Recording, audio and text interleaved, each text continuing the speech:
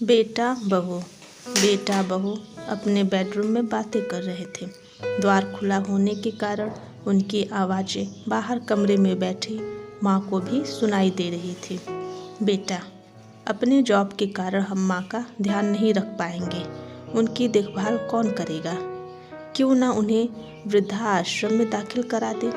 वहाँ उनकी देखभाल भी होगी और हम भी कभी कभी उनसे मिलते रहेंगे।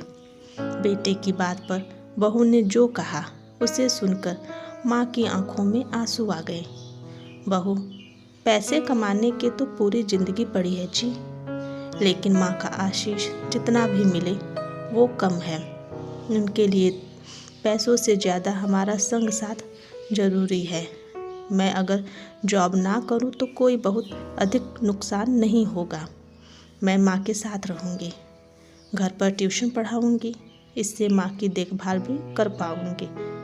याद करो, तुम्हारे बचपन में ही तुम्हारे पिता नहीं रहे और घरेलू काम धाम करके तुम्हारी माँ ने तुम्हारा पालन पोषण किया, तुम्हें पढ़ाया लिखाया, काबिल बनाया। तब उन्होंने कभी भी पड़ोसन के पास तक नहीं छोड़ा, कारण तुम्हारी देखभाल कोई दूसरा अच्छी तरह नहीं करेगा। और तुम आज ऐसा बोल रहे हो। तुम कुछ भी कहो, लेकिन माँ हमारे ही पास रहेगी हमेशा अंत तक। बहू उपरोक्त बातें सुन माँ रोने लगती है और रोती हुई ही पूजा घर में पहुँचती है। ईश्वर के सामने खड़े होकर माँ उनका आभार मानती है और उनसे कहती है, भगवान, तुमने मुझे बेटी नहीं दी। इस वजह से कितनी ही बार मैं तुम्हें भला बुरा कहती रहती थी, लेकिन ऐसी भाग्य लक्ष्मी देने के लिए तुम्हारा आभार मैं किस तरह मानूं।